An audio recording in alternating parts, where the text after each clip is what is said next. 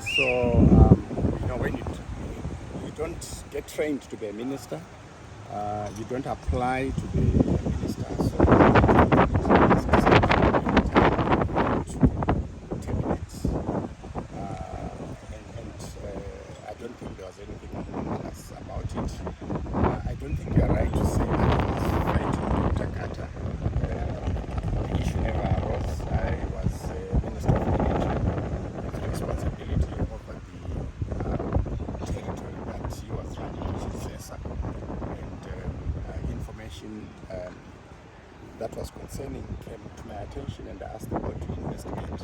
I believe that I was within my legal rights as minister to have taken that course of action, but I worked extremely well with him. We had no issues. I had a lot of respect for him as an engineer, and there was no issue. I think the perception that there was a conflict between the two of us is just that perception. And it can never be substituted by whatsoever circumstances. Well, I'm speaking for myself. I don't know from his end of things because I haven't met him since I left the ministry. But I know for a fact that there was no conflict from my part, and I've got no hard feelings. I think I want to also acknowledge that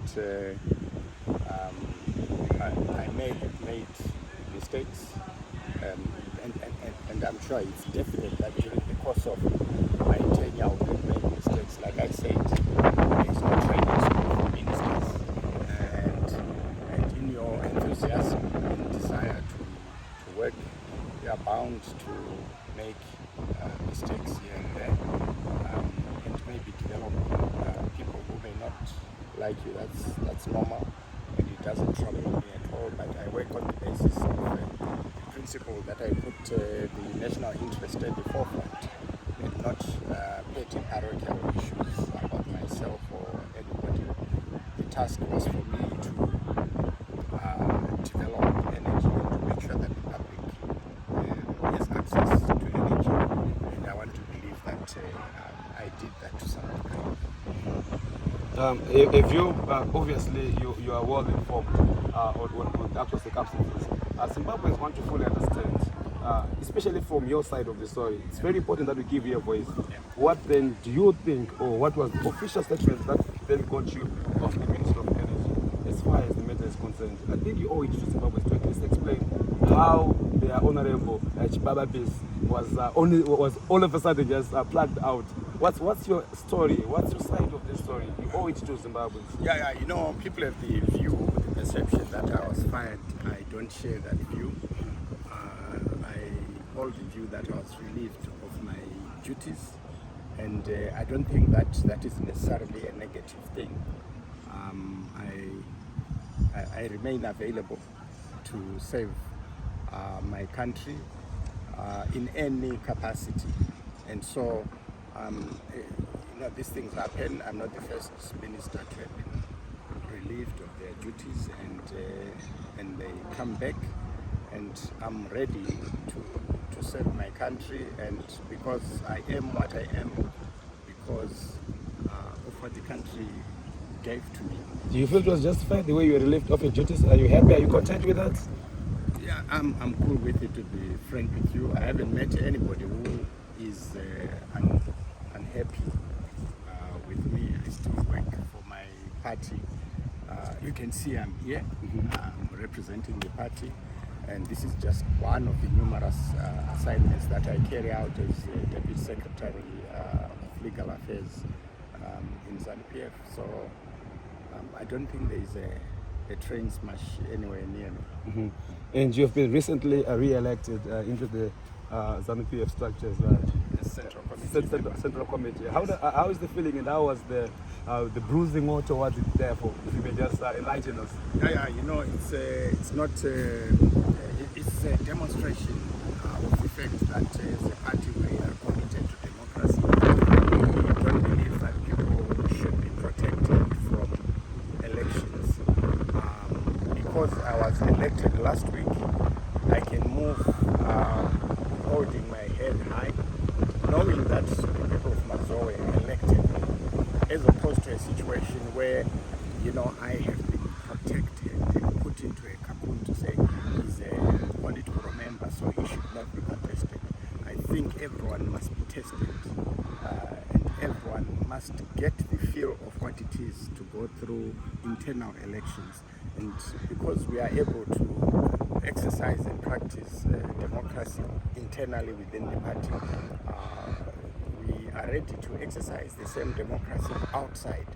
If we fail to exercise internal democracy, we're unlikely to passionately advance it nationally. So it's a good feeling to be part of that process. Speaking of strong internal democracy and democratic processes, as you rightfully state, ZANU-PF is set to have its annual congress.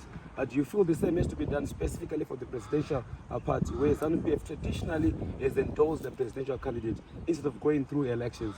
What do you feel about that issue? Well, look, endorsement is a subspecies of election, because it means each province. Does that not stop you from an actual vote count? Counting votes is something else. There are areas where districts decided that they were re-electing, in a sense, the same people who are their PB members, their Politburo members, into the Central Committee. I don't see any problem with that. Or they simply decided that a specific individual wasn't going to be challenged. That's an election, in a sense, because a viewpoint has been taken by those who are supposed to elect, and so there is no problem as far as I can. Doesn't that, in a way, fight democracy? Because some certain elements in your party may not be happy with the presidential candidate, and they would have wanted or favored an actual election, and then comes endorsement. Is that not fighting the same democratic values that you are preaching right now? No, I don't think so. I think it depends on how it is carried out. If it's dictated, then obviously it's not an election. But if a district sits and they decide that, no, we want Comrade X to continue in this capacity or to come in this capacity, I don't think it's for us to complain that there must actually be ballot papers, with an X that are counted. In going through that process, they would have counted the number of people who favor that position as against those who do not favor. So it's still a subspecies of electioneering in my view.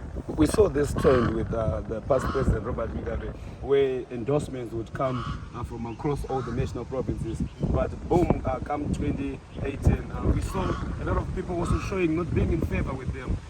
Don't you think this is creating an unnecessary time bomb where the will of the people is not fully and openly expressed? No, I don't think it's a time bomb at all. At the time that people expressed their views, they were not forced, and when they changed their views, they were equally not forced. So I don't see a problem. Honorable Chasi, thank you so much, and I appreciate the time that you brought and sipping off your wisdom and goodness. Much diplomacy there. Your last phrase to our viewers just before we carry on.